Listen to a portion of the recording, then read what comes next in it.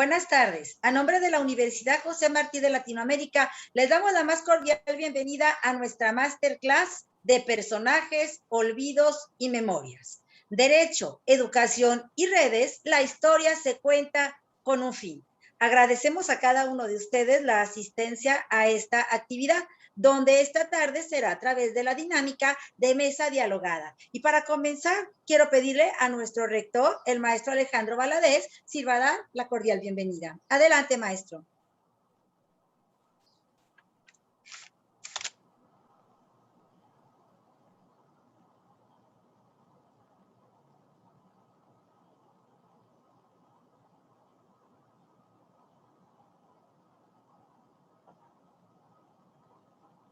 Maestro Alejandro, su micrófono está cerrado. ¿Verdad?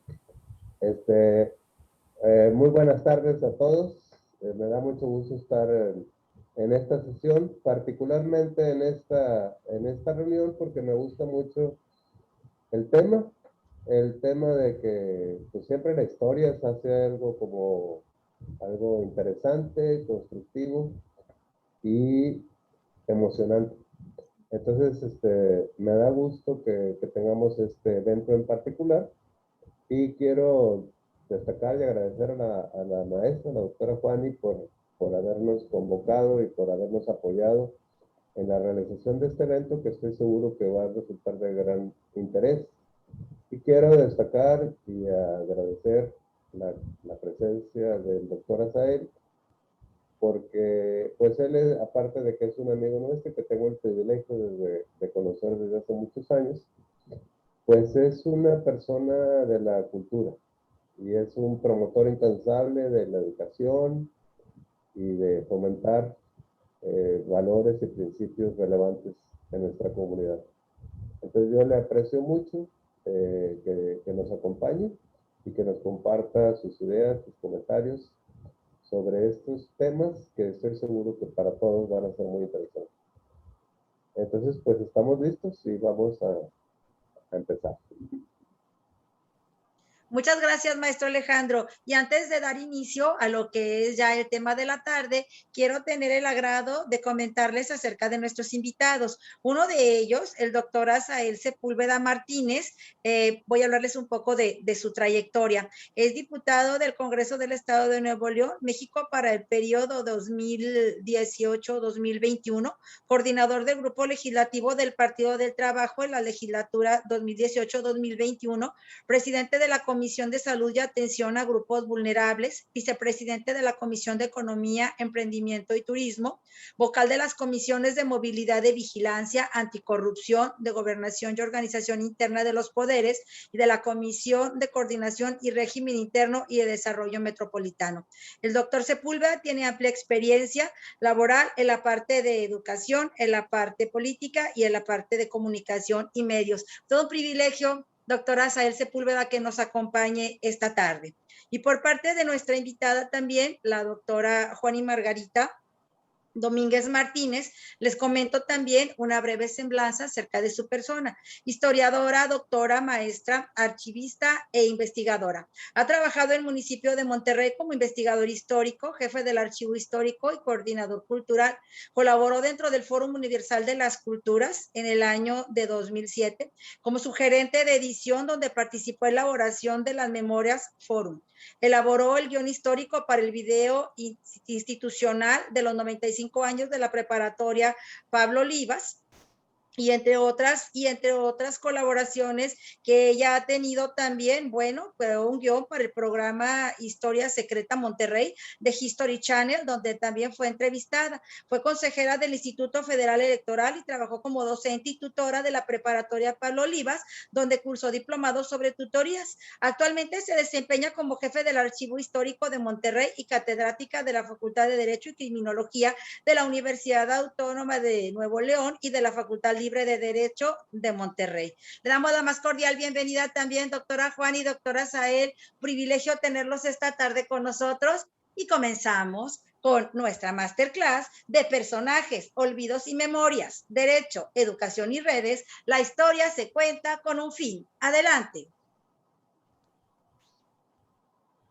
Antes que nada, muchas gracias. Es un honor estar aquí en la Universidad José Martí y un privilegio estar con el maestro Asael, con el doctor Alejandro Valadez, con la maestra doctora María Luisa, bueno, con todos ustedes. Es un privilegio, me siento en casa y me gustaría que es una masterclass, pero una mesa dialogada, y aunque vamos a estar muy activos, el maestro Asael y yo, me gustaría mucho que todos participaran, porque parte de la presentación quiero que sea como un pretexto, como si fuera una charla entre amigos, así nomás nos va a faltar el cafecito, pero entonces muchas gracias, me siento muy honrada. Entonces, maestro, no sé si quiere decir algo, maestro Asael.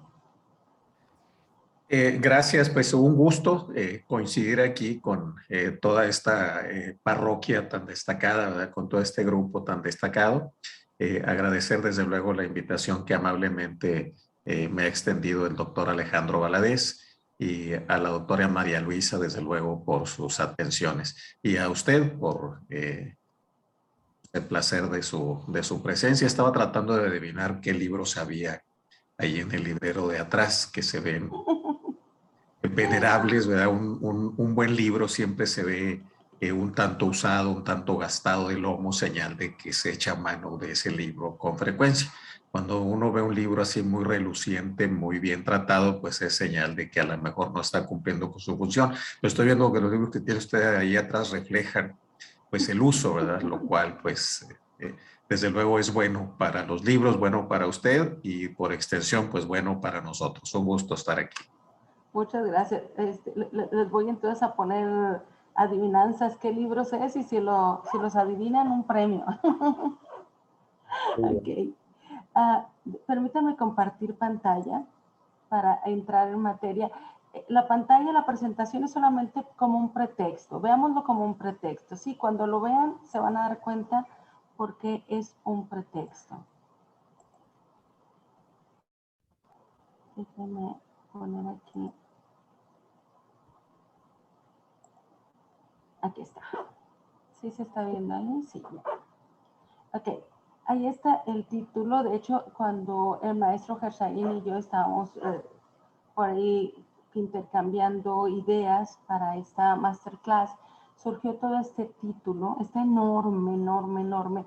Pero si ustedes se fijan, involucra muchas cosas, pero finalmente, justamente todo lo encierra la historia. Pero aquí, si ustedes se fijan, es sobre personajes, olvidos y memoria, involucrando justamente el derecho, la educación, las redes sociales en esta historia. Y ahí está el subtítulo, un subtítulo que puede resumir: la historia se cuenta con un fin. Si ustedes se fijan, puse ahí una imagen que sobre todo el centro de la imagen es un reloj. Por aquí el maestro Alejandro Valadez hablaba justamente que le encanta la historia. Entonces, él le encanta también porque él es muy inteligente y sabe que el que maneja la historia, al que le encanta la historia, maneja todos los tiempos. Maneja el pasado, maneja el presente y ve hacia el futuro. Recordemos a Pierre Vilar, que dice que la historia es la ciencia que estudia el pasado para comprender el presente y vislumbrar el futuro. Entonces, maestro Alejandro, un honor siempre tenerlo con nosotros. Y bueno, perdón, adelante. No, muchas gracias, Nacho. Permítanme leer esta cita de Marc Ferro. No nos engañemos. La imagen que tenemos de otros pueblos y hasta de nosotros mismos está asociada a la historia tal como se nos contó cuando éramos niños. Ella deja su huella en nosotros para toda la existencia. Sobre esta imagen, que para cada quien es un descubrimiento del mundo y del pasado de las sociedades, se incorporan de inmediato opiniones, ideas fugitivas o duraderas. No solamente ese pasado no es el mismo para todos, sino que, en cada quien, el recuerdo se modifica con el tiempo. Esas imágenes cambian a medida que se transforman el saber y las ideologías, a medida que cambia en las sociedades la función de la historia. Si ustedes se fijan, entonces aquí involucra varias cosas, pero sobre todo se centra en la historia. Y si ustedes recuerdan, todos nos marcó la historia. Y empezamos a, por ahí, a tener sentimientos. ¿Quién no de ustedes se enojó con algún personaje de la historia? ¿O quién no de ustedes añoró algún tiempo de la historia? Y en este caso tenemos imágenes de nuestros pasados, pero esas imágenes cambian y también tenemos olvidos. Hay muchas cosas que olvidamos, consciente o inconscientemente. Y quisiera empezar con esta pregunta. Todavía no me la contesten, pero tratemos de contestarla para el diálogo. ¿Cómo se entrelazan entonces el derecho, las redes sociales, la educación con los personajes, el olvido y la memoria? ¿Cómo los podemos entrelazar? Porque por supuesto que se entrelazan, o aquí el maestro Gersaín y yo estamos inventando algo que no es. Otra pregunta, por eso les dije que era algo dialogado, esta mesa dialogada. Cuando hablamos de los personajes, ¿son héroes o villanos? Y luego, olvidos en la historia. Y permítanme la primera sí contestarla, aunque ustedes tienen por ahí algunas respuestas. Si me dijeron que héroes, los personajes son héroes o villanos, si me dijeron que muchos son héroes y otros son villanos, dependiendo de quién hable, déjenme les digo que estamos completamente equivocados. Eso es parte de lo que se nos da o lo que pensamos de los personajes. ¿Son héroes o son villanos? Porque así los hemos clasificado. Y yo sé que ustedes, empezando con el maestro Alejandro Valadez, sabía que en la historia no hay héroes ni villanos. Es decir, dependiendo de quién esté contando la historia, es exaltar a unos, envilecer a otros. Pero en la historia son personajes que, como ustedes y como yo, tuvieron una acción o cometieron acciones que tuvieron diferentes repercusiones. Pero juguemos un poco con esto. Héroes o villanos. Y luego, los olvidos en la historia. ¿Será cierto que la historia tiene olvidos? Vamos a ver, aquí viene un test, una pruebita. Tratemos de adivinar quiénes son ellos. Aquí podemos participar. ¿Me pueden decir quiénes son? Los voy a poner. Ahí está otro.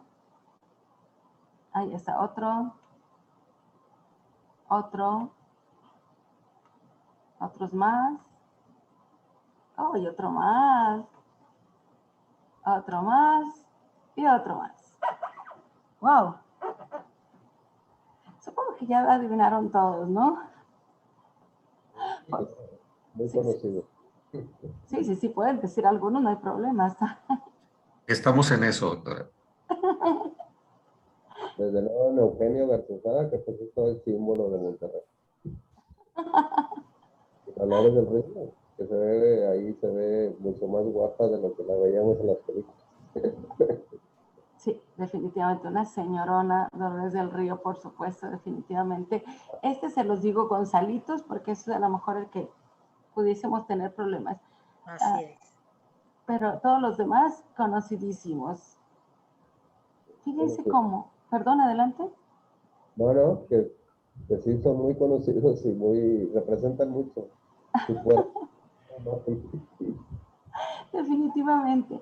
¿Por qué puse cada uno de ellos? Porque cuando también hablamos de personajes y hablamos de historia, pensamos que la historia es completamente lo pasado, es decir, de mediados del siglo XX para atrás o de principios del siglo XX para atrás. Por lo tanto, ni Cuauhtémoc Cárdenas ni Dolores del Río estarían en esta, ni don Eugenio Garzazada estarían justamente en esta diapositiva.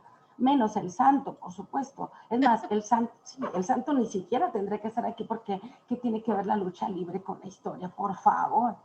Pero es un personaje finalmente, ¿no? Definitivamente, Asael, definitivamente. Y parte de la cultura popular. Definitivamente, y muy importante para la historia de la cultura. Pues es que aquí tengo un especialista en cultura. Definitivamente, no podemos dejar de ver a Santo porque es totalmente un personaje en la historia de la lucha libre, en la historia de la cultura regiomontana, en la historia de México, por supuesto. No se diga Sor Juana, etcétera. Pero ustedes se fijan, siempre que pensamos en personajes, pensamos en los que ya la historia recuperó y que nos puso por ahí clasificándolos. como Sor Juana Inés de la Cruz, como Villa, Madero, etc. Y aquí viene otra más. ¿Qué tal todos estos? Aquí puse muchos, ¿eh? No puse las fotos, solamente puse, los nombré. Y si ustedes se fijan, están todos mezclados. Personajes de la cultura, personajes de la educación, personajes del derecho, personajes del deporte, personajes de la política. Hay de todo un poco. Por ejemplo, si ustedes se fijan, aquí está Serafín Peña, que es un personaje justamente de la educación. Pero también tengo un poquito más abajo, abajo de Serafín Peña, a Doña Marina. Y ustedes me dirán, ¿pero cuál es el apellido de ella? Pues no tiene apellido, es Doña Mariña, Doña Malinche, la Malinche, ahí está, es ella. En algún tiempo hubiéramos dicho Doña Marina de Cortés, pero ahora es políticamente incorrecto agregarle el nombre del marido. Ah, sí, por supuesto, definitivamente. Definitivamente. Y si ustedes se fijan, aquí puse muchos, los mezclé justamente con todos los personajes del pasado reciente. Cada uno de los que tenemos aquí, aunque sea del pasado reciente, ya es un personaje histórico. Por ejemplo, Luis Donaldo Colosio Murrieta. No le puse el otro apellido porque no me cabía, pero es Luis Donaldo Colosio Murrieta. Es de los 90, es decir, su vida la terminó en los 90, pero es todo un personaje. Es un personaje que fue asesinado y que forma parte de la historia del pasado reciente. Aquí vienen otros tantos. Fíjense aquí en el centro, la Tonina Jackson. ¡Wow! ¿Quién es la Tonina Jackson? Pues es todo un personaje. Es un personaje y aparte regiomontano, igual que Blue Demon. Y que vale la pena recuperar, por supuesto, por ahí su historia. Celso Piña, no se diga, Celso Piña es muy importante para la cultura regiomontana. Antonio Tanguma por aquí. Les iba a preguntar, ¿perdón? Músico. Definitivamente, Mújica, por supuesto. Hay muchos que a lo mejor ustedes no conocen. A mis alumnos, cuando les pongo algunos personajes, les pregunto si los conocen, como Santiago Hickey. Él es uno de los fundadores de la Iglesia Protestante en Monterrey, que luego les cuento un poquito de eso porque es fascinante. Aquí está otro más. El último, la última de las diapositivas de personajes.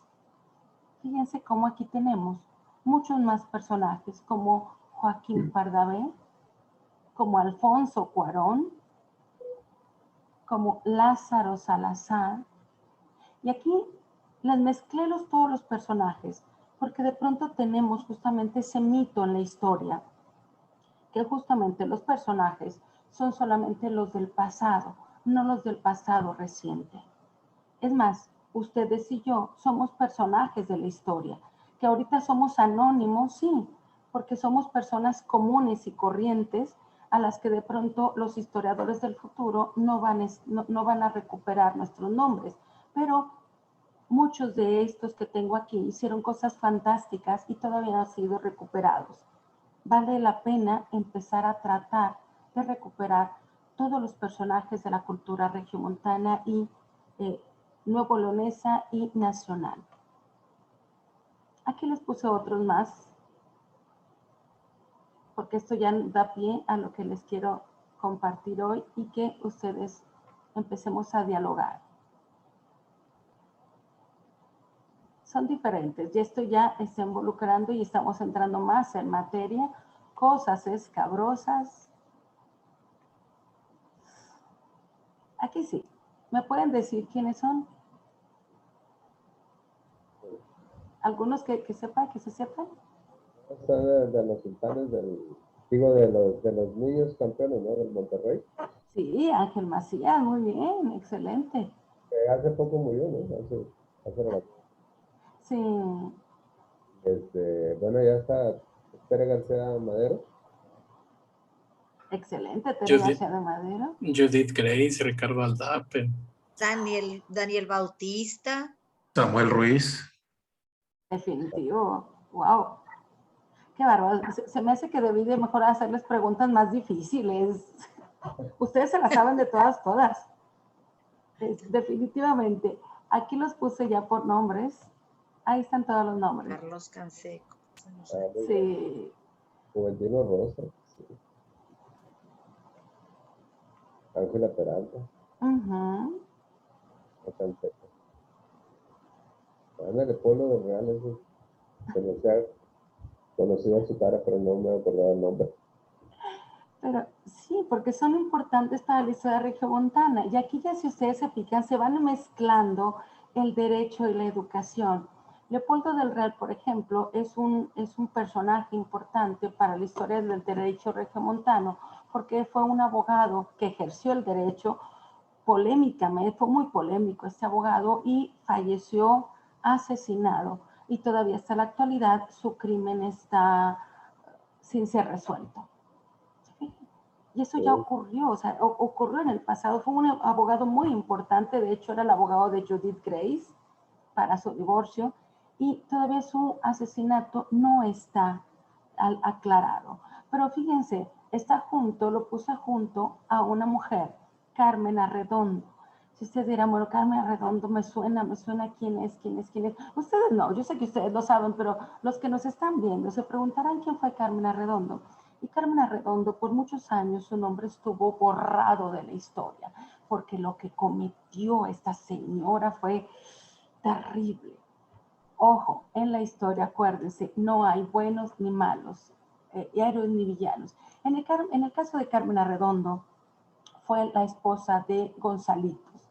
Sí, la esposa que lo dejó por irse con Mariano Arista. Pero lo que quiero... Sí, definitivamente.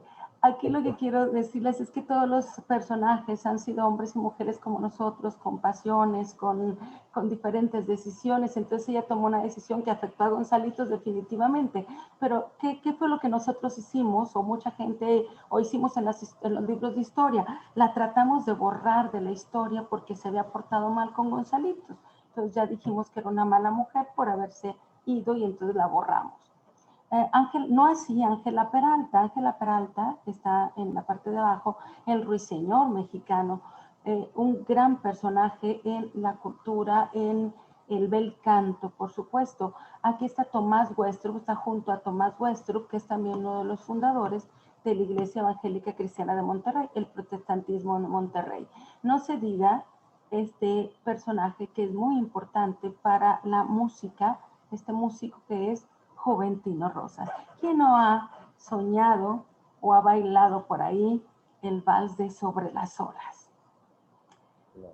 Tenemos aquí otra mujer de dudosa reputación. Ojo, fíjense cómo hemos estigmatizado a los personajes en la historia. María Ignacia Rodríguez de Velasco, mejor conocida como la Güera Rodríguez. Si ustedes buscan en las páginas de la historia, no la van a encontrar, o si la encuentran, van a encontrar un párrafo máximo o 2 líneas. ¿Qué fue el pecado que cometió María Ignacia Rodríguez de Velasco? Aunque fue una mujer maltratada y una mujer muy vanguardista para su época, y aunque financió el movimiento de independencia, sobre todo el de Hidalgo, y luego siguió participando, tanto así que a ella se le debe que hayan elegido a Agustín de Iturbide como el jefe, el general del ejército trigarante, ella lo cabildeó. Es decir, su participación en el proceso de independencia fue muy importante. La olvidamos en la historia porque su moral no era muy aceptada por todos. Empezando, tuvo 3 matrimonios. No se divorció. Enterró a 2, quedó viuda 2 veces, se casó con el tercero, pero se dice por ahí, y bueno, hay documentado, que tuvo relaciones fuera del matrimonio. Bueno, esa es su vida amorosa, la que no le permite estar en la historia. Y bueno, ustedes ya tienen aquí a Samuel Ruiz y a Daniel Bautista, que fue uno de los medallistas olímpicos. Y por supuesto, aquí juntito está también otro innombrable, que es el doctor Alfredo Ballí, que si ustedes se acuerdan, Alfredo Ballí fue el personaje, o más bien el personaje histórico, que inspiró a su vez el personaje ficticio del Silencio de los Inocentes. Sí, es el doctor que allí cometió un asesinato tremendo. Pero como si ustedes se han dado cuenta, entonces, sí tenemos muchos olvidos en la historia. Aquí está la Güera Rodríguez, más específicamente. Por cierto, la Güera Rodríguez, como mujer maltratada, ella se adelantó a su época también porque pidió el divorcio. Antes de que se lo concedieran es cuando a su esposo lo matan, bueno, muere, y ella queda viuda. Lo más sencillo en ella sería olvidarse de su nombre con tantos apellidos. Definitivamente. A propósito de eso, permítanme decirles que a pesar de que sí tiene un nombre muy, muy grande, por supuesto, pero María Ignacia Rodríguez de Velasco, nadie la conoce como María Ignacia Rodríguez de Velasco. El decir de la Güera Rodríguez ya es peyorativo, es como decir la mujer fácil, la prostituta, la XXX. ¿Sí? Para que vean entonces cómo estos olvidos en la historia son tremendos. Aquí tenemos otro, y no crean que nada más pasa en la historia de México, en la historia mundial por supuesto que sucede con Victoria y Abdul. En este caso esto es muy reciente, de hecho hay películas al respecto ya, pero se descubrió muy recientemente en el siglo XX un diario, el diario de la reina, escrito justamente no en inglés sino en uno de los idiomas árabes, y ahí contaba su relación con Abdul y conocemos la existencia de este indígena, perdón, de este hindú, es hindú, en la corte y pegadito a la reina Victoria. Eso no se hubiera sabido porque se borró de la historia oficial el nombre de Abdul, gracias a este diario que se encontró. Por eso dentro de la historia necesitamos recuperar mucho de estos olvidos.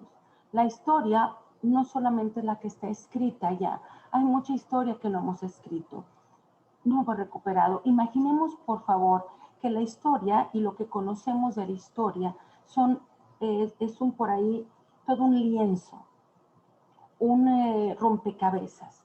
Y las piezas, todos los hechos históricos son las piezas de ese rompecabezas. Y si nosotros empezamos a armar simplemente la historia de Monterrey o la historia de México, nos vamos a dar cuenta que en la mayoría el rompecabezas está en blanco, porque hay muchas cosas que no sabemos. ¿Qué pensaba, por ejemplo, el campesino que de pronto escuchaba que venía Miguel Hidalgo, que un cura por allá en Dolores se había levantado en armas?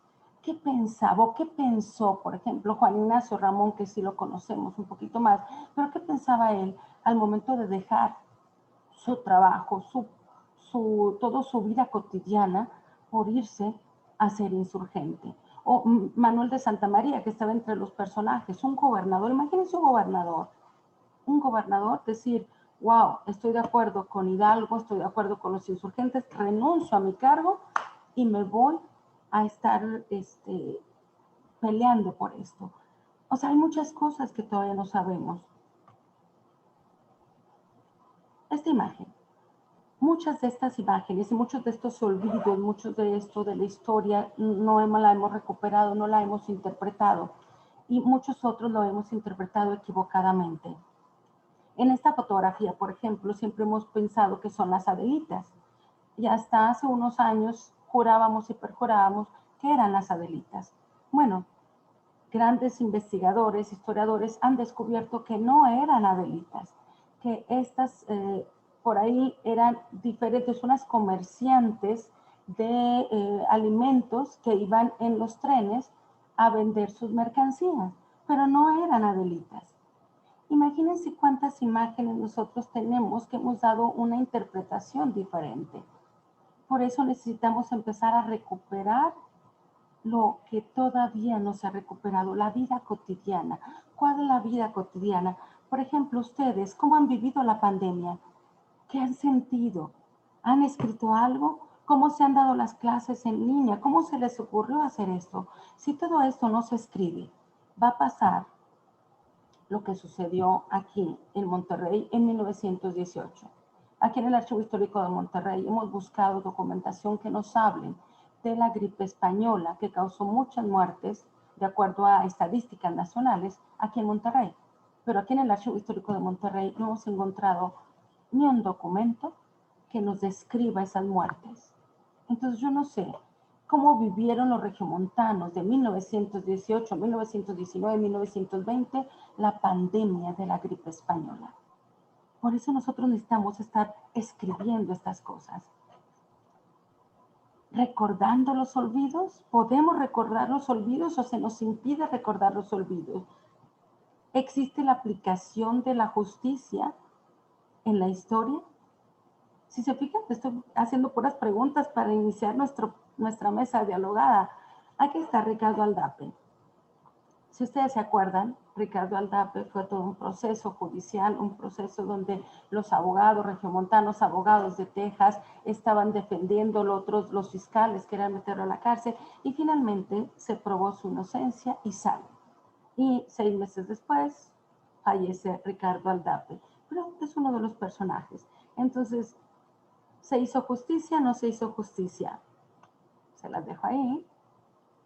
Aquí está otro personaje que podemos enjuiciar en la historia. Luis Echeverría Álvarez. Si ustedes se acuerdan, Luis Echeverría Álvarez fue el que se le imputó, o más bien, él participó tanto en el movimiento del 68 como en el movimiento del 71 en las masacres, sobre todo en el Halconazo. Y por muchos años se quiso que se juzgara a los del Batallón Olimpia, a Luis Echeverría y a todos los que habían participado activamente en la masacre. Este personaje sigue vivo, entonces por eso lo puse por aquí.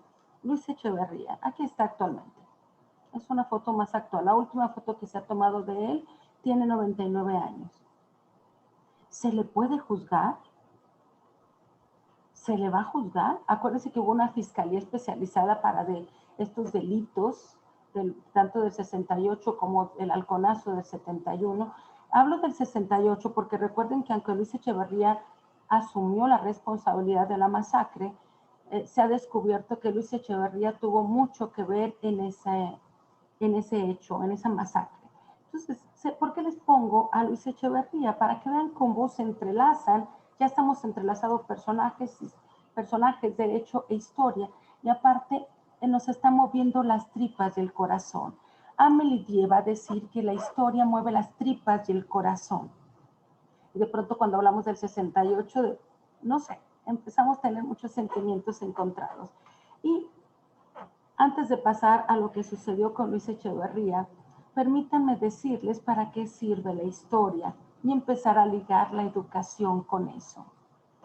La historia sirve para reafirmar el régimen establecido, es decir, yo utilizo la historia para justamente decir que mi gobierno actual es el que se debe de tener. Recordemos, por favor, la historia que escribieron los aztecas. Cuando los aztecas llegan al poder, recuerden, por favor, que cuando ellos llegaron allí al centro del México, en el lago de Texcoco, ya estaba todo ocupado. Entonces, les dieron un pequeño pedacito y ellos empezaron, mediante la guerra, a hacerse de todo el territorio. Tanto es así que llegaron a ser un gran imperio. Cuando llegaron a ser gran imperio, el gran imperio que eran, todos los tenían como bárbaros. ¿Qué es lo que ellos hacen? Escriben su historia, empiezan a reescribir su historia. Y ellos en su historia se autonombran los descendientes de los toltecas y por lo tanto eran los que debían estar gobernando. ¿Se fijan?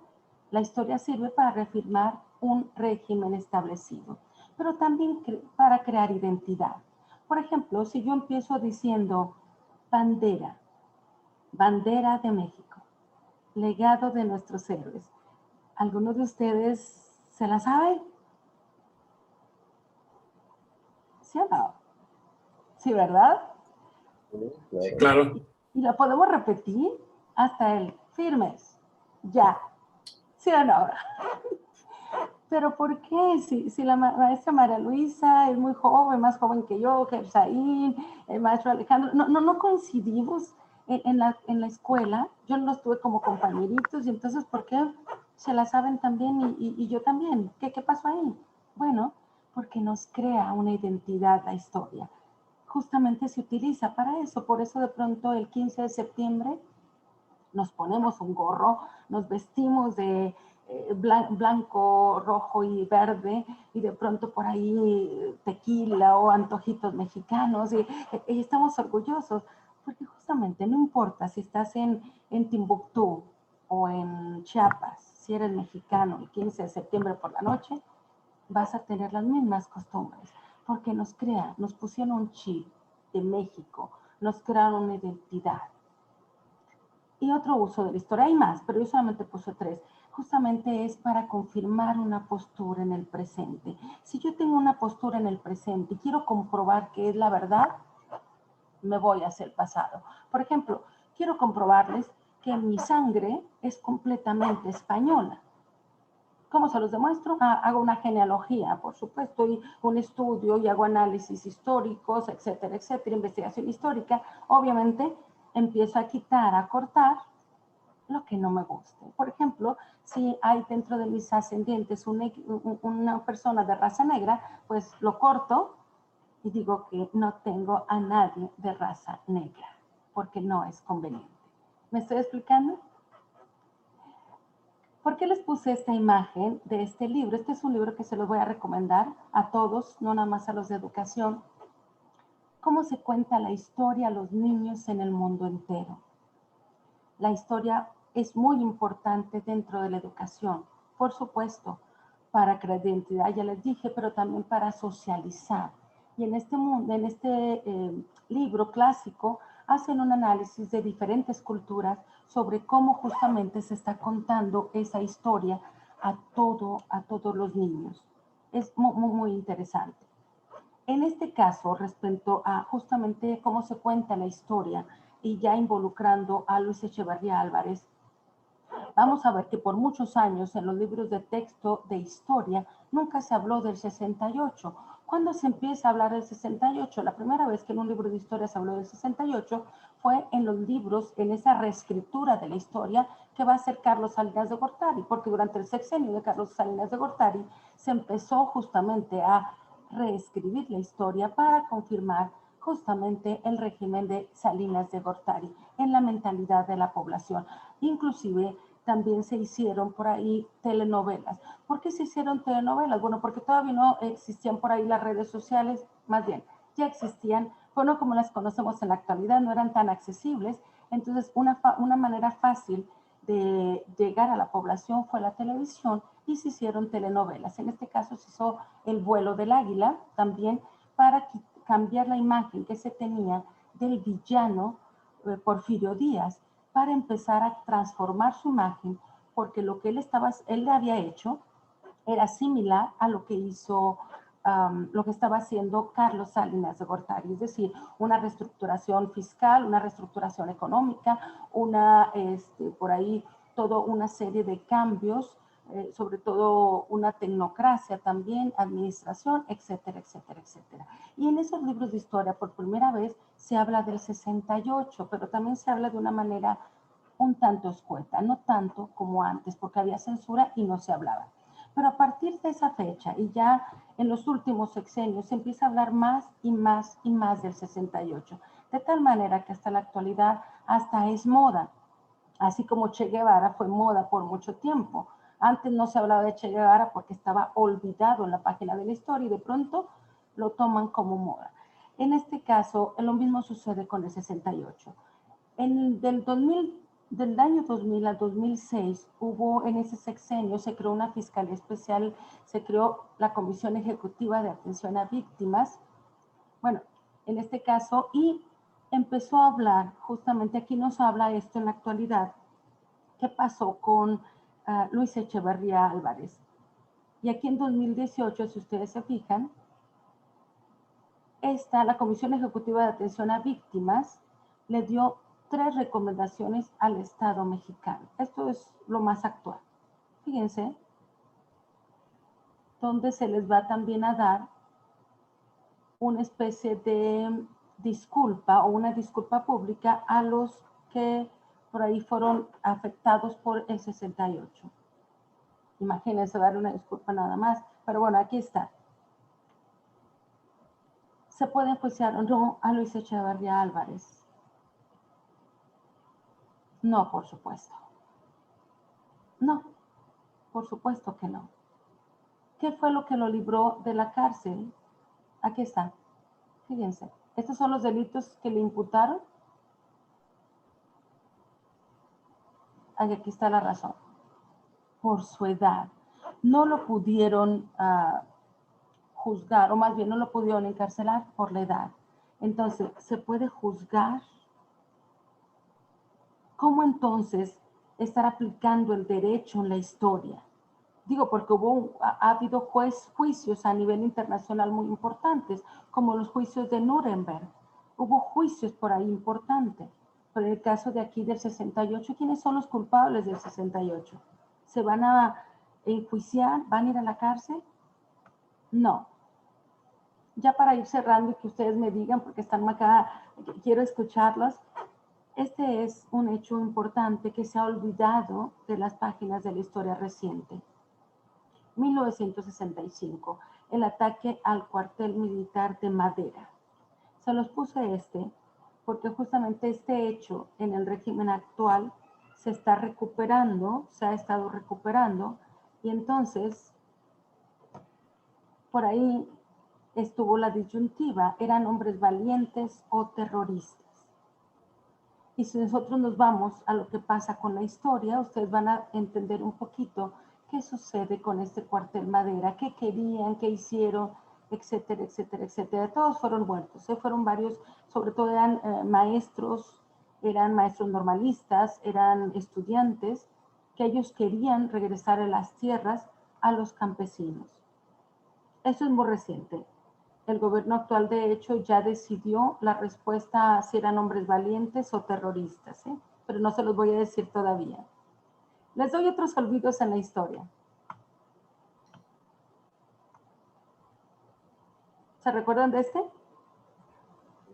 Es el capitán Paura el que está ahí con ese vestuario tan coqueto.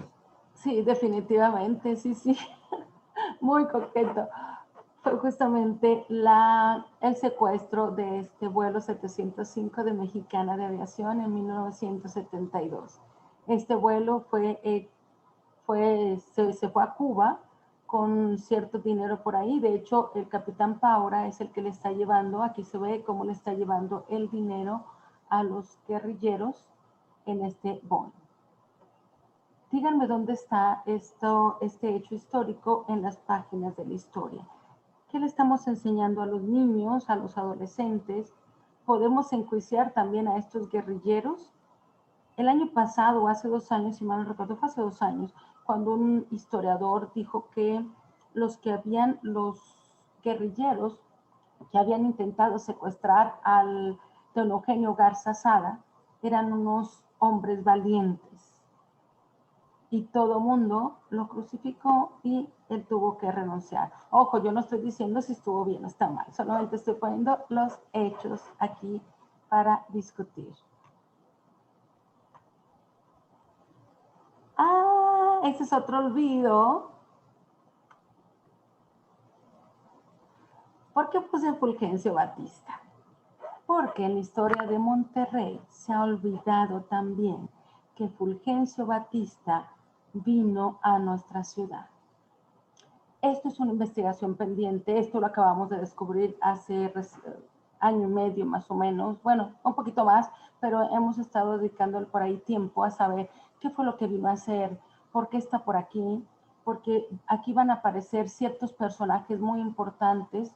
Por ejemplo, está el alcalde, está el gobernador, está el jefe de la Guardia Mayor, está por aquí muy importante este personaje también.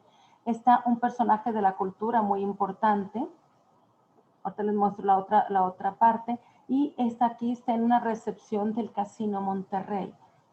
Esto es lo que hemos encontrado, lo que hemos resumido, lo que hemos investigado hasta la actualidad. Entonces vino para un acto oficial, pero en ese momento no era presidente cubano. ¿A qué vino? Ya sabemos que vino en los 40 y que estuvo en el Casino Monterrey y que estuvo en otra parte que no sabemos cuál es la primera fotografía que les mostré y esta otra. Aquí está, fíjense. Y aquí tenemos, este personaje es muy importante en la cultura, don Federico Gómez, y es muy importante porque él fue también periodista y fue un hombre de muchos valores, principios, y que está en este evento. Entonces, tenemos muchas dudas respecto a esta fotografía, estas fotografías. Recordemos que las fotografías también son documentos históricos muy, muy importantes. Y de ahí podemos recuperar mucho de la historia de la vida cotidiana. Entonces, si alguien sabe o tiene más información de este olvido en la historia de Monterrey, por favor, háganoslo saber. Y ya para finalizar, ¿cuál es la función del historiador? Que también, por supuesto, son las funciones de los profesionales del derecho y de la educación. Buscar la verdad. El historiador, igual que el abogado, igual que el profesional de la educación, tiene que buscar la verdad en su área, pero tiene que buscar la verdad. Por lo tanto, tiene que matar mitos. Matar mitos es justamente no dejarse llevar por lo que todo el mundo dice que hay. Por ejemplo, si yo les dijera, fíjense que hay túneles en Monterrey, como toda la gente dice.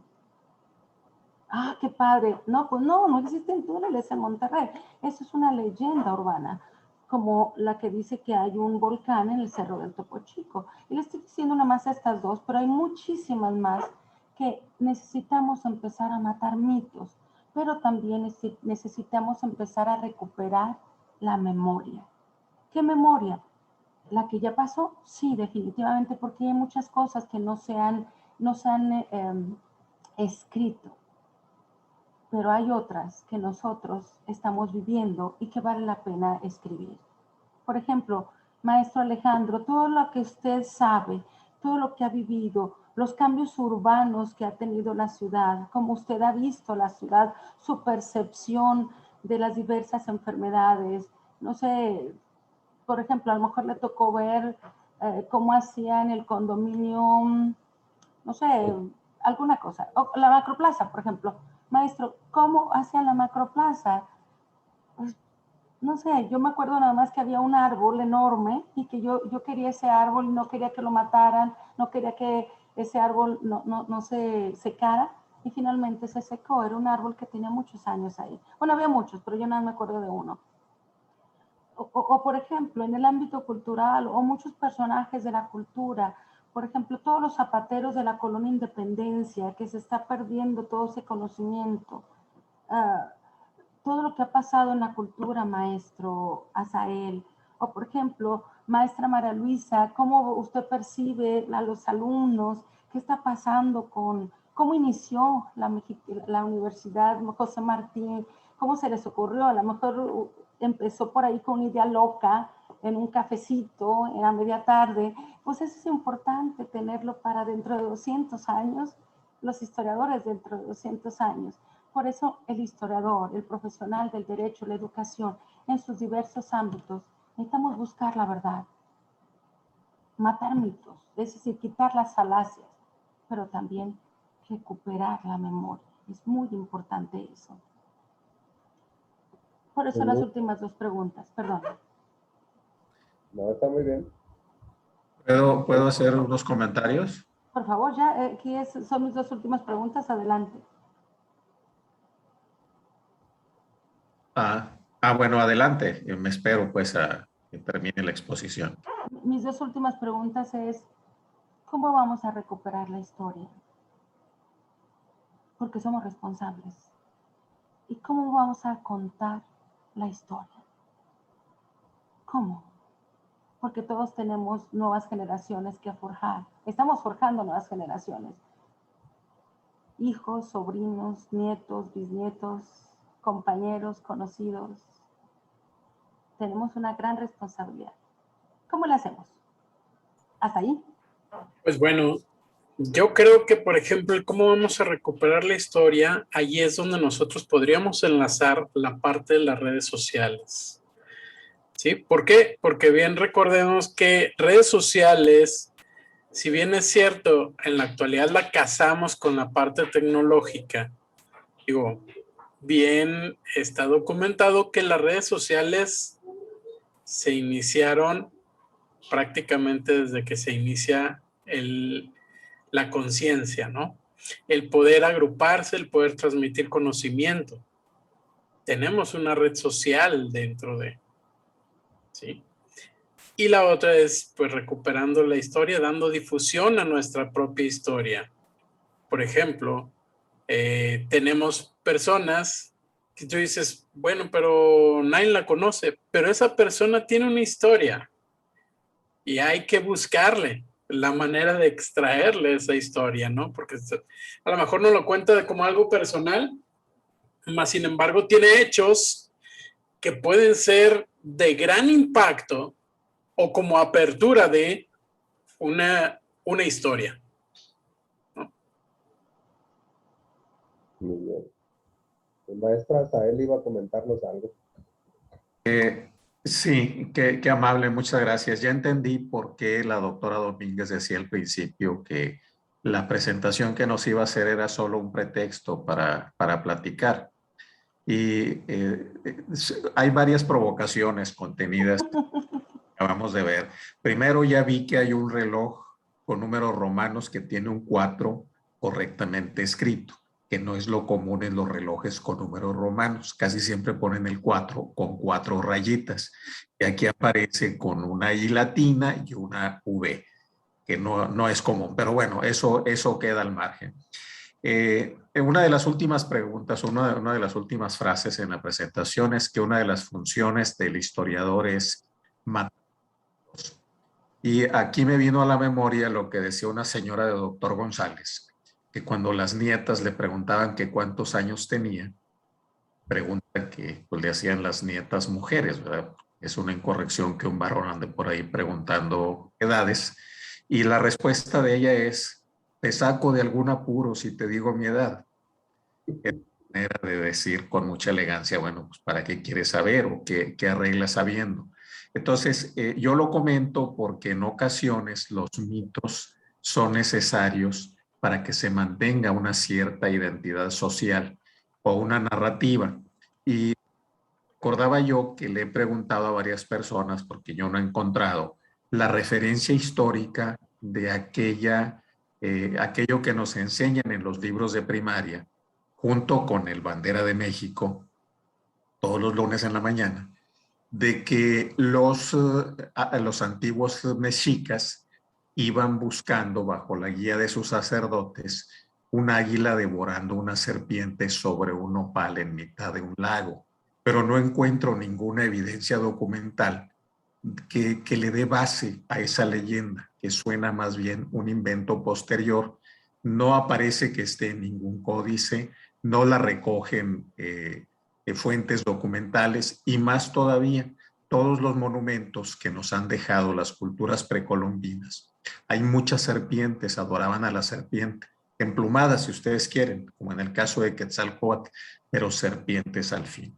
Si vamos a Teotihuacán o vamos a cualquiera de las pirámides, nos vamos a encontrar muchas serpientes en piedra, pero ahí les encargo si encuentran un águila. No, culto al águila, el águila la trajeron los europeos. Entonces suena más bien a una construcción posterior con un fin muy noble de dar una identidad nacional.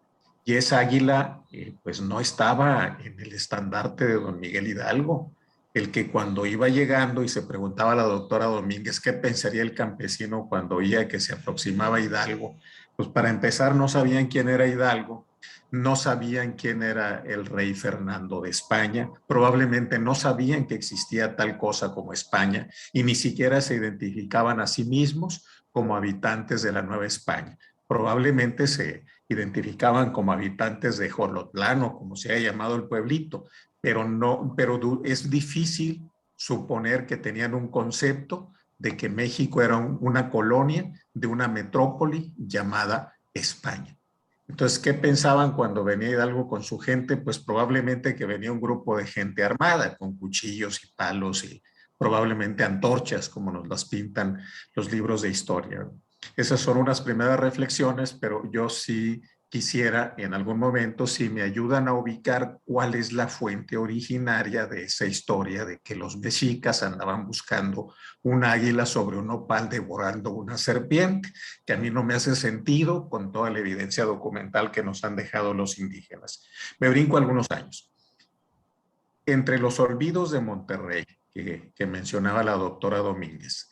Está no solo el secuestro del Yede Mexicana, está también que los guerrilleros que se fueron a Cuba juzgaron, hallaron culpable y condenaron a uno de sus compañeros y lo dejaron en el Topo Chico, no se lo quisieron llevar a Fortunato, aquí lo dejaron.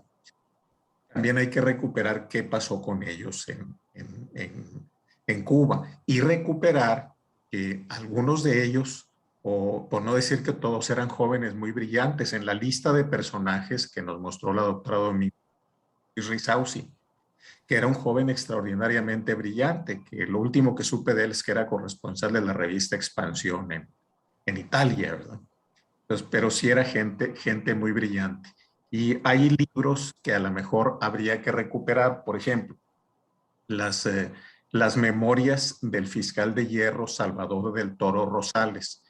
¿Por qué le decían el fiscal de hierro? Porque era muy duro en sus juicios y él llevó los juicios contra la mayoría de los líderes del movimiento estudiantil de 68, llevó los juicios contra los líderes de las guerrillas de los 70 en Monterrey y llevó los juicios contra los guerrilleros que asaltaron el cuartel Madera. Debo decir que está en YouTube una entrevista que le hizo Gilberto Marcos a don Salvador del Toro ya en la etapa final de su vida, lo que fue un gran logro porque estaba prohibido fotografiarlo, donde Salvador del Toro tiende a darle la razón a los guerrilleros.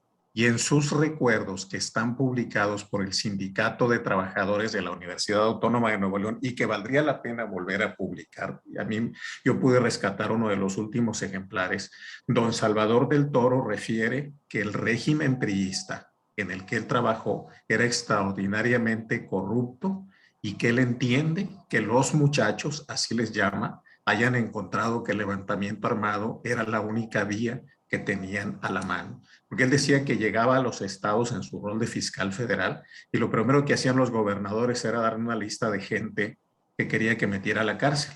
Y él decía, ¿y por qué? ¿Son delincuentes? No, son mis enemigos.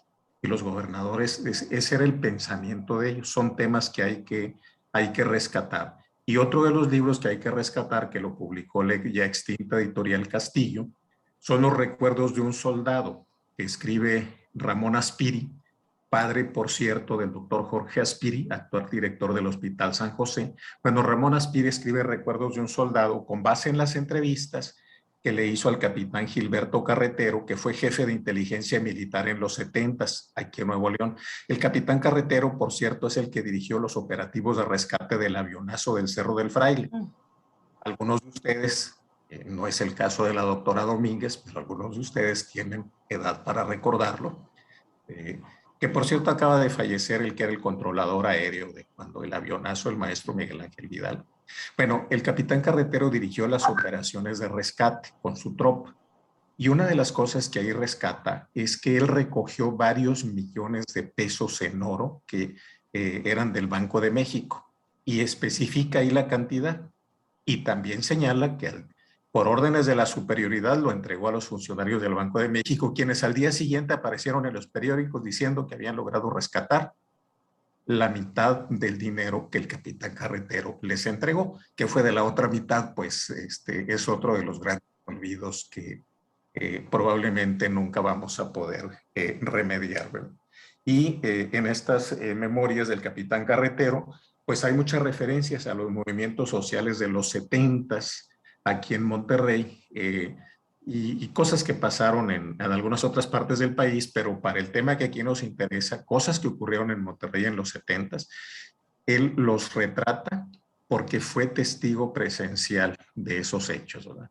Entonces, en síntesis, doctor, entiendo perfectamente su frase inicial de que la presentación era solo un pretexto para platicar de olvidos y de historias que hay que rescatar. Y me quedaré yo con la inquietud de fondo de deshacer los mitos, si algunos de ellos vale la pena deshacerlos, porque son factor de articulación, son historias en las que necesitamos creer para mantener nuestra identidad como sociedad. Es un tema que yo creo que nos llevaría días discutiendo, ¿verdad? Pero desde luego sí hay mucho material del cual platicar y hay mucha tela de dónde cortar. Y finalmente digo que soy admirador de la Güera Rodríguez. Para su época sí fue muy atacada. Bueno, creo que todavía dicen que era de dudosa reputación. Yo creo que más bien era de reputación cierta. Probablemente las de reputación dudosa eran las damas que la criticaban, pero hoy yo creo que no sería tan atacada como lo fue en su tiempo. Me gustan mucho esos comentarios del maestro Sael y me estimula un poco porque me gustó entre la presentación muchas cosas y como que se vinieron a mi mente muchas reflexiones. Pero esta última de recuperar la memoria, algo que hemos aprendido en los últimos congresos de neuroeducación, es el proceso, cómo funciona el cerebro en su proceso de generar decisiones o soluciones, o cómo concluimos actuar de tal o cual manera. Y pues bueno, el fundamento de tomar una decisión significativa o positiva o buena, pues radica en la información de que disponemos. Y la información pues es la memoria. Y la memoria o el almacén, pues entre más rico sea, pues mejores decisiones tomaremos. Ahora, en ese sentido, me lleva una primera tarea así que me voy a llevar es cómo damos más clases de historia en la universidad, en algunos momentos. Pero esa historia, ahorita que veía las fotos de los personajes, pues por algo son personajes. Y yo me acuerdo cuando tuve la oportunidad de participar en política, que por ejemplo a los políticos, pues todo el mundo les dice cosas y la mayor parte son negativas, de que son así o que son así. Pero en realidad los políticos representan a su comunidad, porque pues por algo los eligen o por algo llegan ahí. Entonces, estos personajes de la historia nos representan, o nosotros vemos y admiramos en ellos algo que tiene que ver con nosotros. Y esa conclusión preliminar que tenemos acerca de que si un personaje hizo tal cosa buena o tal cosa mala, tiene que ver con la percepción. Y aquí algo que me preocupa mucho es que a veces de un mismo acontecimiento o de un mismo personaje, como que nos dividimos y unos opinan que es blanco y otros piensan que es negro. Y el peligro de no resolver esta duda, pues es que no vamos a llegar a un aprendizaje positivo. Pues vamos a quedar con la duda. Por ejemplo, este juicio al presidente Echeverría, que ya en realidad no importa el personaje, pues si el señor tiene 90 y tantos años, pues yo pienso que está bien que ya no vaya a la cárcel. Pero el tema es lo que hizo. Y lo que hizo sí estuvo mal, como en el juicio de Nuremberg. Entonces, eso es lo que necesita recuperar nuestra memoria. Entonces, me parece de lo más interesante que pudiéramos crear espacios, oportunidades. Como dice el maestro Celis, necesitaríamos mucho tiempo, o necesitamos más tiempo, para comentar lo que se hizo bien o mal y alimentar nuestra memoria para ser mejor. Y no repetir, porque resulta que luego estamos repitiendo y repitiendo los mismos errores, ¿no? Entonces, me gusta mucho la manera como usted la presentó y las ideas que estimuló en nuestro pensamiento. Y creo que una tarea y una reflexión es que tenemos que profundizar en estos temas. Gracias. Tenemos aquí dos preguntas, doctora Juani. Una dice, ¿existe la historia atrás de la historia? ¿Por qué no reivindicar a los verdaderos héroes y no a los falsos institucionalizados por Porfirio Díaz? Porque no es conveniente, Isabel. Es decir, como yo les decía, digo, no que yo diga que no es conveniente, es como cuando ustedes llegan a trabajar a alguna parte, dicen, no hay que cambiar nada porque así es lo mejor. oye, pero es que esto se puede mejorar, sí, pero no es conveniente, porque tendríamos que hacer y tendríamos que, recordemos que como la historia sirve para confirmar el régimen establecido, entonces es más cómodo seguir manteniendo esos mitos.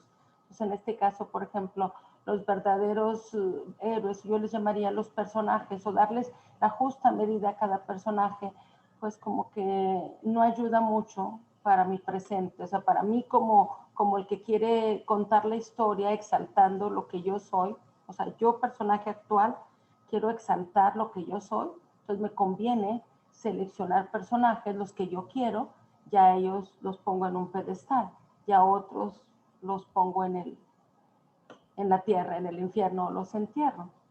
Y Porfirio Díaz justamente fue el primero que lo hizo, definitivamente. Él fue el que, a él le debemos esa historia de bronce donde separamos a todos los personajes en héroes y en villanos. Pero no conviene, Isabel. En lo personal me encantaría que se les diera la justa medida a todos los personajes. Como aquí me mencioné, por ejemplo, a esta... a mí me gustaría muchísimo saber más cosas, sobre todo de Laura Rodríguez o, por ejemplo, de Carmen Arredondo. Digo, porque si vamos al actual, cuando hay un divorcio, pues hay dos versiones. Pero aquí en el caso de Gonzalitos y Carmen Arredondo, nada más tenemos la de Gonzalitos, no la de Carmen. ¿Sí me explico? Entonces, estoy de acuerdo contigo, por supuesto, pero la respuesta es por conveniencia, no se hace por conveniencia. Ok, otra pregunta más, doctora. Dice, ¿es válido que la edad te exima de crímenes contra la humanidad de un genocidio? No y sí, o sea, no estoy de acuerdo con eso, estoy de acuerdo con lo que dijo el maestro Alejandro Valadez, definitivamente, es decir, en este caso Luis Echeverría Álvarez ya está bastante mayor de edad, entonces tenerlo en una cárcel, pues eso no, vaya,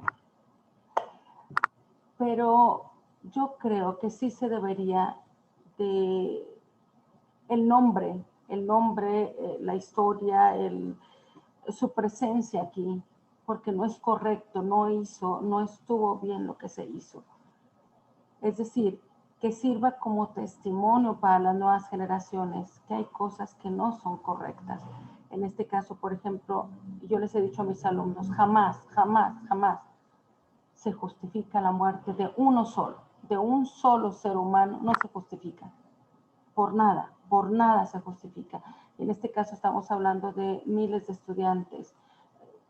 Conocemos cómo son los chiquillos, entonces siempre que tratamos estos temas les digo, vale la pena recuperar esto para que no se pueda volver a repetir, como también decía el maestro Alejandro Valadez.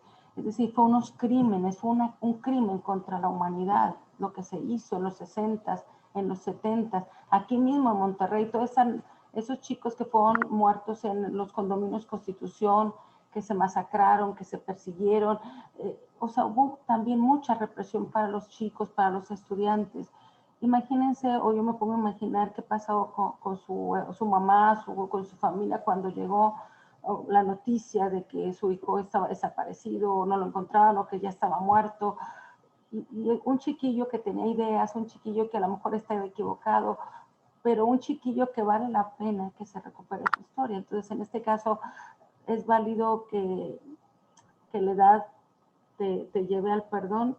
No, yo no lo creo eso. O sea, que más que no pise cárcel, pero que sí debe de una manera de decir, Luis Echeverría fue el culpable y estos fueron culpables y esto no es correcto que se haga. O sea, no se puede llegar a eso, como los crímenes de la guerra de 1945, la Segunda Guerra Mundial.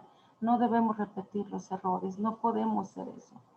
Creo que somos seres humanos y el ser humano puede recuperar mucho de lo que tiene, pero no matando a otro ser humano.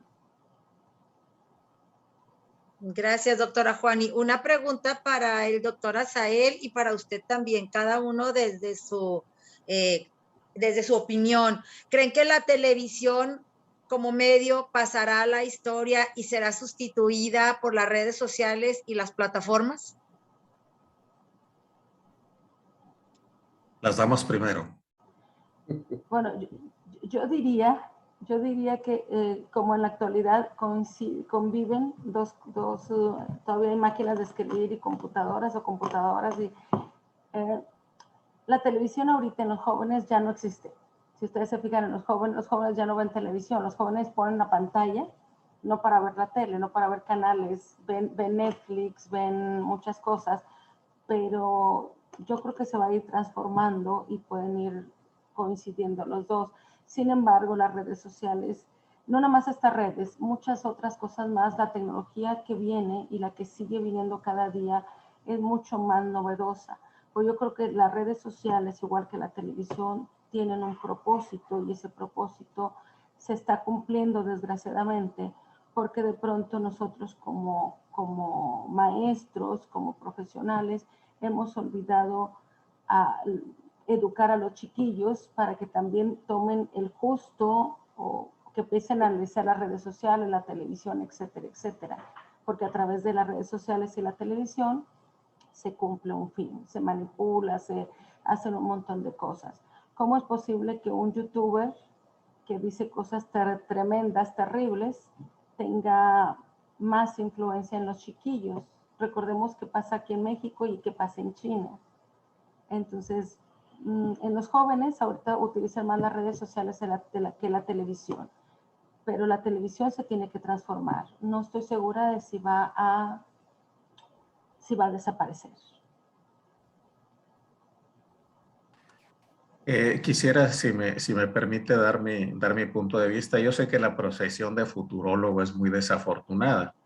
Yo dije hace 2 años, no es cierto, hace 3, en 2017, que para estas alturas en México iba a haber gente encarcelada por el caso Odebrecht, como la hay en 17 países. Pues todavía no vemos al primer encarcelado, ni a Emilio Lozoya, ni a nadie que haya intervenido. Entonces, y en el caso de la televisión, hace 20 años yo pensaba que a la televisión le quedaban como 10 años de vida. Y ahí sigue. Yo creo que la televisión no va a desaparecer. Lo que va a desaparecer es el modelo del negocio en el cual conocimos la televisión. Es decir, una empresa que tiene estudios, que tiene un transmisor, que tiene una licencia y que vende publicidad para esos efectos. En la medida en que las tecnologías se abarataron, pues ya no se necesita una gran empresa para generar señales. Ahorita lo que estamos haciendo es equiparable a televisión, y además televisión muy evolucionada, porque no es solo un transmisor, es un multicentro. Cada uno de nosotros, los que estamos en este enlace de Zoom, podemos ser el estudio de televisión. Y esto ya no pasa por publicidad ni pasa por un modelo de negocio. Entonces la televisión como tecnología va a seguir existiendo, ya no con transmisores en los cerros, sino con transmisores que están en granjas de computación en Australia o en Canadá o en Inglaterra, o vayan ustedes a saber dónde, por donde está pasando la señal que estamos viendo en este momento, ¿verdad? Entonces, como tecnología va a seguir existiendo. Lo que está cambiando son los modelos de transmisión de televisión y el modelo de negocio, que probablemente sí esté destinado a la extinción.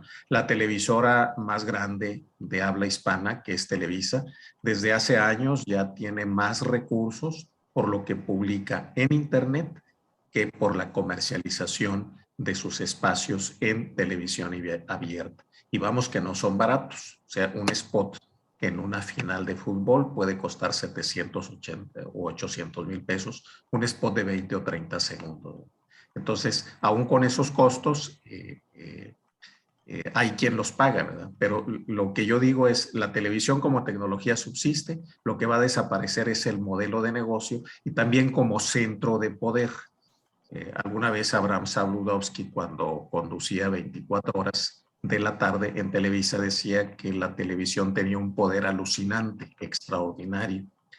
Bueno, pues ese poder se está disolviendo precisamente en las redes sociales y entre muchos youtubers o influencers, o como les vamos a llamar en el futuro. Entonces, cambia el modelo de negocio y cambia el ejercicio del poder en función de que la tecnología se vuelve más accesible. Algunos efectos especiales que ahorita podemos hacer aquí, si tuviéramos la destreza tecnológica para hacerlo, y que se pueden hacer a costo muy reducido. Hace 30 años se requería para hacerlos esos mismos efectos la tecnología Quantel, que costaba $500,000. Entonces ahorita no se requiere. Eso es lo que yo pienso de la televisión. Va a seguir existiendo con otro modelo de negocio y con otra. Podría... Sí, adelante, doctora, adelante, por favor. A mí me encantó muchísimo gusto, me encantó su exposición y me encantó cómo manejó esta motivación por la historia, porque al final es motivar a estar dispuestos a recuperar, como usted pregunta, ¿verdad? ¿Cómo recuperar la historia? Yo creo que tenemos una misión sumamente importante si relacionamos la historia con la educación, que es su propuesta también, ¿verdad? Y todos somos responsables de recuperar la historia. Yo pienso que el compromiso de los maestros de historia tiene que acercarse al compromiso del historiador en su oficio de historiador. Y que el oficio de historiar y construir relatos históricos y metarrelatos que muchas veces se convierten después en esas parafernalias que van a los libros de texto y que luego se transmiten de generación en generación, el maestro de historia debe convertirse también en un investigador de lo que enseña. Es decir, que el maestro también utilice el oficio de historiar para investigar, porque eso es un compromiso muy serio. Y en ese compromiso, la ética, ¿verdad? Y el respeto por el relato histórico que va a presentar en el aula. Huir de las repeticiones reproductivas que venimos arrastrando todos los países. Bueno, ya se dio cuenta usted que yo soy cubana, entonces todos los países, no crea que es México, por Dios, todos nuestros países repiten la historia y también los europeos. Me sensibilicé mucho cuando mencionó que vi la foto de Batista. Imagínense que hace muy poquito, esto también es un dato histórico, creo poco conocido, no sabía que él había estado en Monterrey. Creo que una vez lo escuché, pero no estoy segura. Pero hace muy poquito, gracias a la internet, porque la internet además se convierte en otra fuente histórica. Antes eran los libros, el historiador cargado así detrás con muchos libros y las grandes bibliotecas de papel, que son una maravilla. Qué placer, ¿verdad? Pero es que la internet ya es una fuente histórica también. La cuestión está en saber a quién creerle y qué buscar, ¿verdad? Y establecer las relaciones de investigador, ¿verdad? Esa mirada de investigador.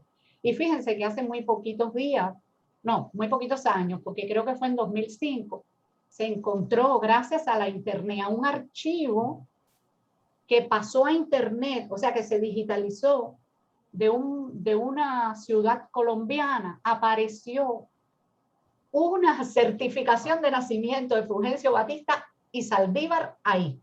Wow. Sí, en estos días acabo de verlo en una referencia de un libro que estuve consultando. Y yo, pero ¿cómo? Si hay biografías de Batista, pero ¿cómo? Si es un personaje que aparentemente se ha estudiado. Bueno, pues no sé, tampoco puedo dar veracidad, pero ahí está la inscripción de nacimiento, nacido allí, hijo de fulana, su mamá, y mengano, su papá, y que se fue para Cuba muy jovencito y luego se incorporó al ejército, y bueno, pues luego viene la historia en Cuba. Pero la historia, o sea, la biografía de Batista, que se ha hecho por lo menos en Cuba hasta ahora, en ningún lugar aparece eso. Entonces, digo, cómo la internet se convierte en eso, cómo las imágenes y los escritos en las redes sociales son fuentes históricas. La cuestión del oficio de historiar es buscar en esas fuentes novedosas, en tanto tecnológicas, buscar acercarnos con otras fuentes también lo más posible a lo que para el historiador es como decir su razón de ser, la construcción de un discurso histórico cercano a lo que puede ser la verdad histórica, que ya se sabe que cada uno tiene su verdad, como usted muy bien lo ha dicho, ¿verdad? Cada uno y cada época construye una verdad. Entonces, la cuestión de la ética del investigador de la historia, la ética del profesor y el maestro de historia, en esta época además donde se cruza tanta información, donde la información además es tan dispersa, pero está, ¿verdad? Es accesible. Yo creo que se convierte para nosotros en algo sumamente valioso. Y la verdad es que sí, definitivamente somos responsables, como dice Pierre Vilar, de pensar históricamente y de también enseñar a nuestros alumnos, ¿verdad? Ayudarlos a lograr esa competencia que es pensar históricamente, tan compleja. Le agradezco mucho. A usted, maestra, si me pasa luego el dato, se lo agradecería. Sí, me interesa mucho. de hecho lo tengo por ahí anotado. Sí, gracias. Muchas gracias, doctora Eurídice, por su pregunta. Y una más para cerrar, doctora Juani, doctora Sael, quien guste colaborar con la respuesta, bienvenido. ¿Las redes sociales son de reciente creación o existen desde tiempos inmemoriales?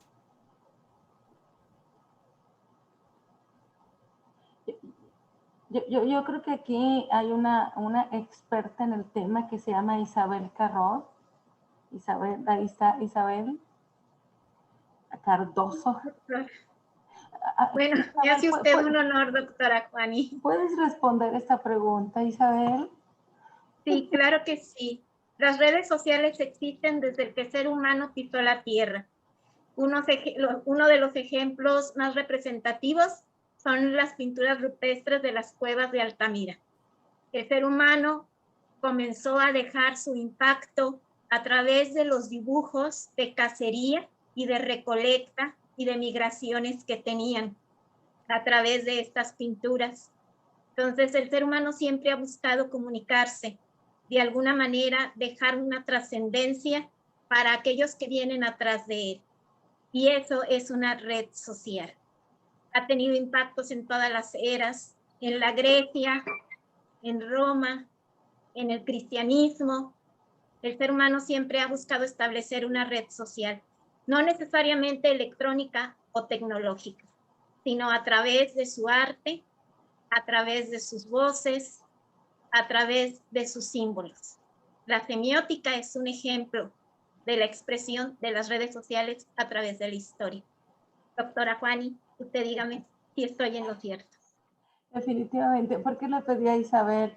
Porque Isabel también está estudiando la maestría en redes sociales, así que si quieren profundizar en la respuesta de esta pregunta, inscríbanse, por favor, en la maestría en redes sociales. Pero tiene mucha razón. Aquí está. Por eso le pedí a ella que contestara. Gracias. Gracias, doctora Sael. ¿Algo que quiera aportar? Gracias. No, yo solamente iba a referir que en algún momento de su intervención el maestro Gersaín hizo referencia al tema de redes sociales y sí decía que las redes sociales son tan antiguas como la humanidad. Nada más que para contestar con precisión una pregunta de esta naturaleza, tenemos que definir los términos. Si hablamos de redes sociales como lo que se entiende literalmente, pues sí son tan antiguas como la humanidad. Y si por redes sociales estamos entendiendo las que nacen de la tecnología, que es una acepción válida, si nos ponemos de acuerdo en que de eso estamos hablando, bueno, son bastante más jóvenes, son tan jóvenes como la tecnología que les sirve de soporte.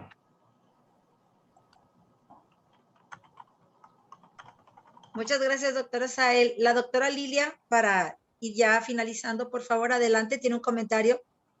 Gracias, pues más que nada agradecerle la interesante charla y como ella dijo, motivar para que vivamos todo lo que ella nos explicó. Yo me puse a pensar en una experiencia muy particular que tuve cuando conocí a Miguel Hidalgo de niña, pues a mí me enseñaron que era un cura, era un hombre de Dios, que estaba en una iglesia, daba misa, Y pues cuando yo empecé a dar clases por allá por los 80s, clases de historia, pues yo les enseñaba a mis alumnos que era el cura Hidalgo, era un hombre que estaba en la iglesia y que daba pues amor y afecto a los feligreses que tenía y que por eso él inició la independencia. Pero después de 2010 que vi la película Hidalgo, la historia jamás contada, y que me puse a investigar si efectivamente era cierto todo lo que se decía en la historia, para mí especialmente, para mí Lilia Rodríguez me fue de gran admiración. Yo admiré más a Hidalgo después de conocer lo que dice la película.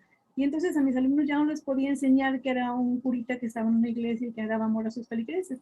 Les tuve que enseñar que era un hombre apasionado, un hombre culto, un hombre que amaba a Molière, que le gustaba el francés, que tocaba el violín y que era apasionado y que por lo mismo inició la independencia. Y otro punto que también me pareció muy interesante fue lo que, con respecto al movimiento del 68. Yo nací en el 56, tenía 12 años cuando el movimiento del 68. Salí de sexto y nosotros no tuvimos vals. Nos pusimos el uniforme y una franja negra, un moño negro. Porque pues en aquel entonces se terminaba en noviembre el año lectivo y acababa de ocurrir la masacre del 2 de octubre. Y pues todo el tiempo estuve leyendo y escribiendo sobre lo que yo entendía, lo que viví, lo que leí de Poniatowska, de Mancisidor, de muchos autores sobre el movimiento del 68. Pero hace poco, y hablando precisamente de las redes sociales, vi una serie que se llama Enemigo Público en Amazon Prime.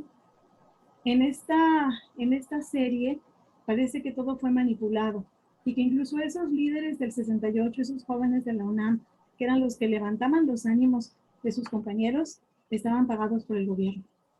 Y la verdad sí fue muy doloroso, ¿sí? Guardé todos mis apuntes y los dejé por ahí en un cajón en el olvido, porque ya no quiero pensar, me duele mucho saber que no hubo líderes que fueron manipulados y pagados por un hombre de gobierno que también me puse a investigar y que sí creo que fue el que pudo haber manipulado toda esta situación, que por cierto fue gobernador del estado de Veracruz, yo soy de Veracruz. Pero muchas gracias por esta plática. Gracias. Si me permite, Lilia, dos cosas. Uno, yo les decía que la historia mueve las tripas y el corazón, porque justamente aquí estamos viendo, o sea, nos mueve, ¿no?, las entrañas. Y dos cosas, recupere sus memorias, recupérelas, porque de todas maneras, eso es muy, muy, muy bueno. Es decir, me encantaría verlas. Y más, no nada más eso. La invito y los invito a colaborar en la fanpage del Archivo Histórico de Monterrey. Todos los días sale publicada una historia corta, una historia de divulgación de 1 a 3 cuartillas, documentada históricamente. Es decir, por ejemplo, en este caso sus memorias son sus recuerdos, pero es la historia testimonial, es válido, y lo estamos publicando. Tenemos así ya 4 años y tenemos lectores cautivos y vale la pena de dar a conocer todo eso y que se preserve. Y le recomiendo que vea el documental 6 de julio, Las claves de la masacre, porque hay otras versiones de los hechos. Así que no piense que hay nada más una versión. Así que anímese, por favor, vea este documental, Las claves de la masacre, está en YouTube. Es una investigación muy seria que hizo el canal 6 de julio y se recuperan muchos archivos por ahí, muy, muy, muy importantes, ¿sí? Entonces, véalas, por favor, y si nos puede compartir sus memorias, se lo agradeceré, ¿sí? Por favor.